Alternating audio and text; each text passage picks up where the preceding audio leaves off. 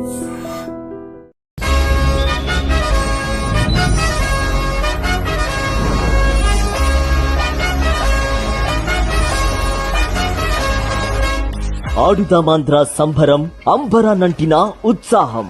ఆట సంబరం అంబరాన్ని తాకింది. ఆటల్లో పల్లెటూరు యువత దుమ్ము రేపింది. దేశ చరిత్రలో ఎవరూ చెయ్యని విధంగా, ఏ ముఖ్యమంత్రి సాహసించని విధంగా జగనన్న ప్రభుత్వం ఆడుదామాంధ్ర క్రీడా సంబరాన్ని విజయవంతంగా నిర్వహించింది. Cricket, volleyball, kabaddi, kho kho, badminton ఆటల ద్వారా యువత ప్రతిభను గుర్తించి జాతీయ, అంతర్జాతీయ వేదికలపై మనవాళ్లు పోటీ పడేలా తీర్చిదిద్దడం, క్రీడా స్ఫూర్తిని పెంపొందించడమే లక్ష్యంగా ప్రభుత్వం ఆడుదామాంధ్ర నిర్వహించింది. డిసెంబర్ 26న మొదలైన ఆడుదామాంధ్ర కోసం దేశ చరిత్రలో కని విని ఎరుగని రీతిలో 1.22 కోట్ల మంది క్రీడాకారులు రిజిస్ట్రేషన్లు చేసుకుని సృష్టించారు. 50 రోజులకు పైగా కొనసాగిన ఈ క్రీడా సంబరాల్లో మన రాష్ట్రానికి చెందిన 15 ఏళ్ల వయసు పైబడిన వారందరూ ఉత్సాహంగా పాల్గొన్నారు. ఆడుదాం ఆంధ్రలో భాగంగా గ్రామాలు, మండలాలు, నియోజకవర్గాలతో పాటు జిల్లా స్థాయి నుంచి రాష్ట్ర స్థాయి ఆటలు యువతలో ఉత్సాహాన్ని నింపాయి. గ్రామ, వార్డు, సచివాలయం, మండల స్థాయిలో ప్రతిభకు పెద్దపీట వేస్తూ నియోజకవర్గ, జిల్లా, రాష్ట్ర స్థాయి పోటీల్లో విజేతలకు ప్రభుత్వం నగదు బహుమతులు అందిస్తోంది. ఫిబ్రవరి 13న జరగనున్న ఫైనల్ పోటీలకు